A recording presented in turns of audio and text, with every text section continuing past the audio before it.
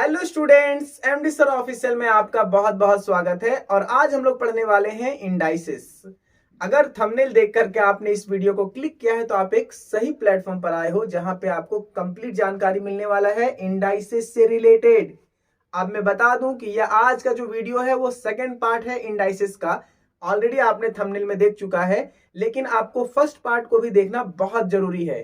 First part का video का link मैं इस वीडियो के डिस्क्रिप्शन बॉक्स में मैं दे दूंगा, आप वहां से भी उस वीडियो को देख सकते हैं। या फिर जो basic maths by MD sir का जो प्लेलिस्ट है, आप उसमें जाकर के उस वीडियो को जरूर से देखें, क्योंकि मैं टोटल 10 पॉइंट्स क्लियर कर रहा हूं इंडाइसेस का, जिसमें से हमारा 5 पॉइंट्स पार्ट 1 में है और 5 पॉइंट्स पार्ट सेकेंड में है। तो चलिए हम आज स्टार्ट करते हैं सेकेंड पार्ट का जो 5वां पॉइंट है।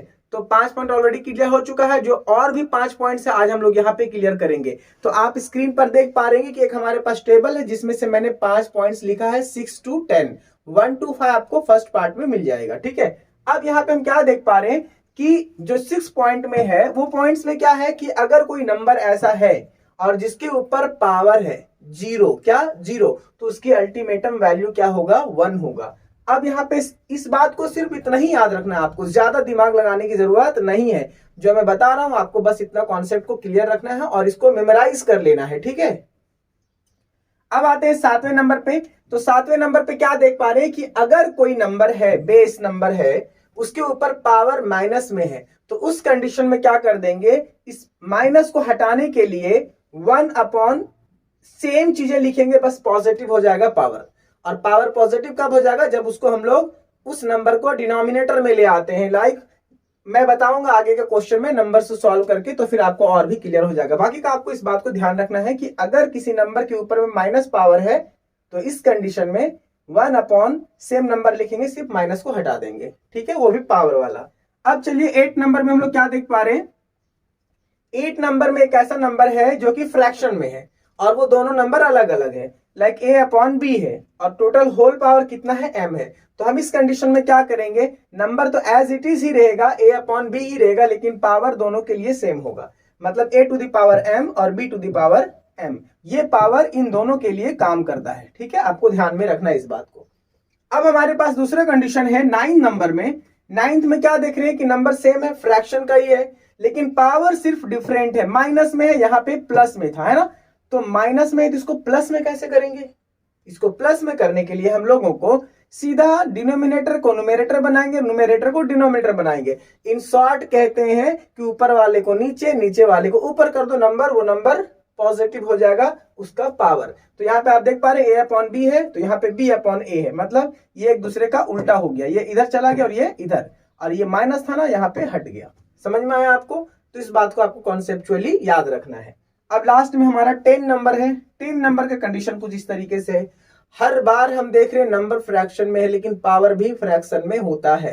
अगर किसी नंबर का पावर फ्रैक्शन में है तो उस कंडीशन में क्या करेंगे, जो उसका न्यूमरेटर पार्ट है, ऊपर वाला पार्ट है, उसको हम लोग रूट के अंदर डालेंगे, और जो डिनोमिनेटर वाला पावर है उसको हम लोग रूट के बाहर डालेंगे।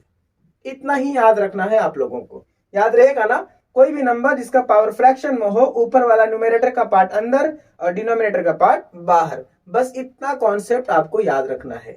चलिए अब हम आते हैं क्वेश्चन के ऊपर। तो क्वेश्चन में हम लोग क्या देख पा रहे हैं कि जो कुछ कंडीशन नंबर 1 था कि कोई भी नंबर है जिसके ऊपर पावर 0 है तो उसका वैल्यू 1 होगा। एज एग्जांपल अभी देख लेते हैं हम लोग, जैसे 45 है, इसकी पावर जो है वो 0 है, तो भी इसकी वैल्यू क्या होगा, 1 आएगा। इसका आंसर आप याद रखो, मतलब 100 हो, 200 हो, 500 हो, अगर पावर 0 तो उसकी वैल्यू 1 आने वाला है। ये बात क्लियर हो गया।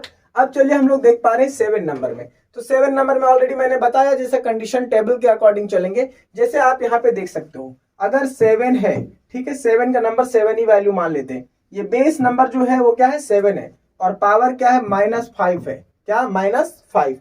तो अगर हमको इसको पॉजिटिव बनाना है तो क्या करेंगे, 1 अपॉन 7 5, मतलब ये 7 जो बेस नंबर है और पावर 5 हो जाएगा। इसको सिर्फ क्या करेंगे, फ्रैक्शन में 1 अपॉन कर देंगे। ठीक है, इतना आपको ध्यान रखना है।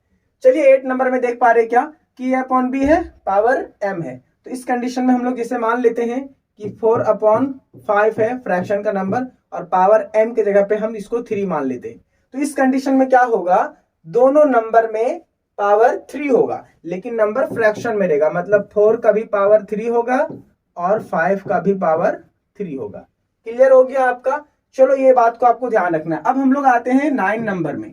तो 9 नंबर में हम क्या देख पा रहे हैं कि a/b है और पावर क्या है -m। तो ऑलरेडी मैंने टेबल में बताया है, तो चलो यहाँ पे नंबर से सॉल्व कर लेते। जैसे कि यहाँ पे 7/5 है, पावर इसका 5 मान लेते हैं, माइनस है। तो इस कंडीशन में क्या करेंगे, सब कुछ सेम रहेगा, बस ये पावर प्लस में करना है और ये प्लस हो भी जाएगा।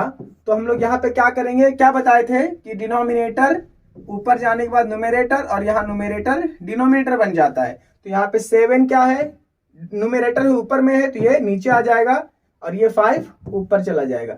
अब ये जो पावर है माइनस वाला ना, ये प्लस बन जाएगा। बात समझ में आया आपको? ये होता है हमारे पास इसको चेंज करने का तरीका और ये रूल है। अब देखो यहाँ पे एक नंबर जिसका मैंने ऑलरेडी टेबल में बताया है, तो आप वहां से भी जाके देख सकते हो रूल का, और रूल ही यहीं पे पूरा लिखा हुआ है। ठीक है, अभी जैसे कि आप देख लो, इसको 15 मान लेते हैं, 15 है और पावर 2/3 है। तो इस कंडीशन में क्या करेंगे हम लोग, 15 को अंडर रूट ले आएंगे, 15 को अंडर रूट ले आएंगे। अब मैं क्या बोला कि अगर डिनोमिनेटर नीचे वाला क्या हो जाता है बाहर और न्यूमेरेटर जो ऊपर वाला है वो क्या हो जाएगा अंदर, तो यहाँ पे आप क्या देख रहे हैं, ऊपर वाला कहाँ हो गया है अंदर, तो मतलब 2 हो जाएगा इसका स्क्वायर, मतलब इसका पावर 2 हो जाएगा, और नीचे वाला बाहर, मतलब यहाँ पे क्यूब रूट हो जाएगा। तो आपको इस बात का अच्छे से ध्यान रखना है कि कहीं आप मिस्टेक ना करो। अगर आपको सच में मैथ्स में 0 मिस्टेक्स करने हैं तो आप इस टेबल को अच्छे से याद रखो। और इंडाइसिस से रिलेटेड जो टॉपिक्स मैं बता रहा हूं वो काफी इंपॉर्टेंट है, आपको एकदम से समझ के रखना है, ताकि आप लोगों को हायर स्टैंडर्ड में न्यूमेरिकल्स को कैलकुलेशन के दौरान कोई मिस्टेक ना हो जाए। अगर आपने सच में मैथ्स को अच्छा करना है तो आप फॉर्मूला पे वर्क करो, उसके ऊपर क्वेश्चंस का प्रैक्टिस करो और फिर आप एक बेहतर स्टूडेंट बन जाओगे। इसके लिए मैंने कुछ क्वेश्चंस आपको स्क्रीन पे दिया है, आप इन सारे क्वेश्चन को सॉल्व करो। सारे क्वेश्चन को सॉल्व करने के बाद में उसके आंसर्स कमेंट सेक्शन में डालो, ताकि मैं आपके आंसर्स को चेक कर सकूं गलत या सही है। अगर आप इतना कर लेते हो तो आपका मैथ्स और भी इंप्रूव करने में कोई आपको रुकावट पैदा नहीं कर सकता है। तो आप इन सारे क्वेश्चन को सॉल्व करो और सॉल्व करने के बाद याद से कमेंट सेक्शन में अपने आंसर को डालना। तब तक के लिए जय हिंद।